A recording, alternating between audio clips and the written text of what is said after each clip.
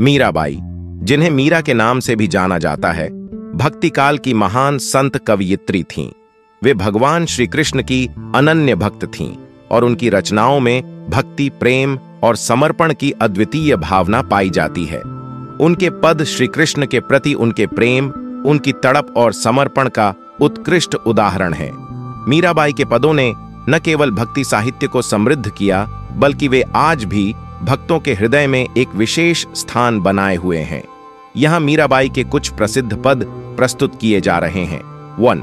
पायो जी मैंने राम रतन धन पायो, पायो जी मैंने राम रतन धन पायो, वस्तु अमोलक दी मेरे सद्गुरु, कृपा कर अपनायो, जिनमानी धरी चादर होरी, ओंढिलई संतोख सिरायो, सब साधन धूरी करी डारी, वंचक फंद छुड़ायो, खेलत खेलत जब हंस मुख पे इंद्रधनुष फहरायो, मीरा के प्रभु गिरधर नागर, हरख हरख जस गायो।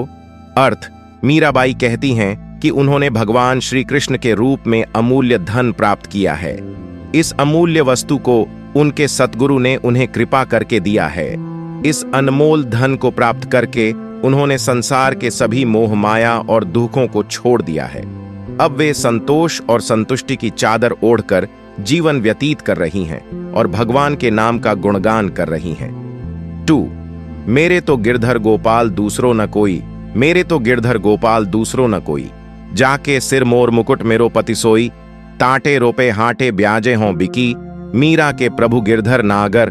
अर्थ: मीराबाई अपने पद में कहती हैं कि उनके लिए केवल गिरधर गोपाल श्री कृष्ण ही सब कुछ हैं, उनका कोई और नहीं है।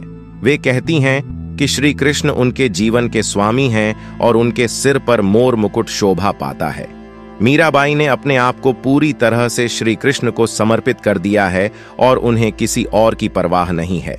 3. मुझे छोड़ दई माए बाप कुटुंब सब, छोड़ दई सांसारो रे, मुझे छोड़ दई माए बाप कुटुंब सब, छोड़ दई सांसारो रे, तू सतगुरु सांवरिया मिली गयो, अंधो जग असारो रे, अंधो जग असारो रे, मीरा कहे सतगुरु सांवरो, दिया ज्ञान उजियारो रे। अर्थ: मीराबाई कहती हैं कि उन्होंने अपने माता पिता, परिवार और इस संसार को छोड़ दिया है। उनका कहना है कि उन्हें अब इस नश्वर संसार की कोई चिंता नहीं है, क्योंकि उन्होंने अपने सच्चे गुरु सांवरिया श्री कृष्ण को पा लिया है।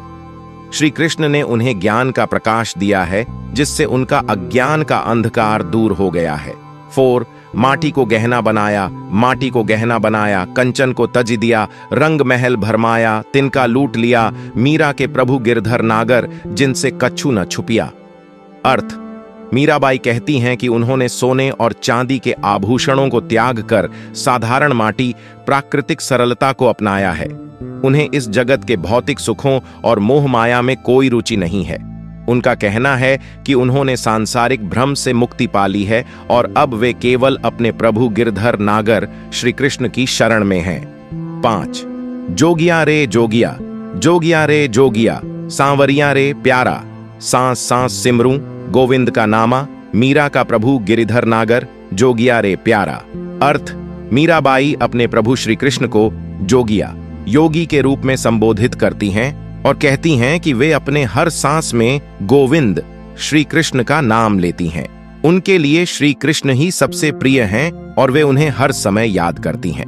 मीराबाई ने अपने जीवन को पूरी तरह से श्री कृष्ण की भक्ति में समर्पित कर दिया है। 6.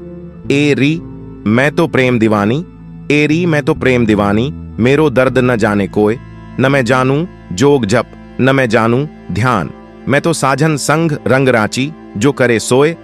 अर्थ: मीराबाई कहती हैं कि वे प्रेम की दीवानी हो गई हैं और उनके प्रेम का दर्द कोई नहीं समझ सकता।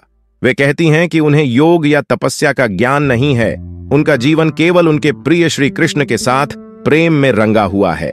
वे केवल श्री कृष्ण के साथ अपना जीवन बिताना चाहती हैं और उनके लिए वही सबसे महत्वपूर्ण है। 7. चलो मन गंगा यमुना तीर, चलो मन गंगा यमुना तीर, सांसारिक दुख दूर हो जाए, प्रभु चरणन की धीर, मीरा के प्रभु गिरधर नागर, जिनकी शरण प्रीति पीर। अर्थ: मीराबाई अपने मन को निर्देशित करती हैं कि वह गंगा और यमुना के तट पर जाए, जहां भगवान श्री कृष्ण के चरणों का धीरज और शांति मिलती है। वे कहती हैं कि श्री कृष्ण के चरणों की शरण में जाकर सभी सांसारिक दुख दूर हो जाते हैं और मन को सच्ची शांति प्राप्त होती है। मीराबाई के पदों में भक्ति, प्रेम, तड़प और समर्पण की भावना स्पष्ट रूप से दिखाई देती है। उनके पदों ने श्री कृष्ण की भक्ति को एक नई दिशा दी और भक्ति आंदोलन को सशक्त बनाया। मीराबाई की भक्ति और प्रेम का प्रभाव आज भी लोगों के हृदय में गहराई से महसूस किया जाता है। उनके पदों में सरलता, भावना और भक्ति का गहन अनुभव मिलता है, जो सभी को भगवान के प्रति सच्ची भक्ति की ओर प्रेरित करता है।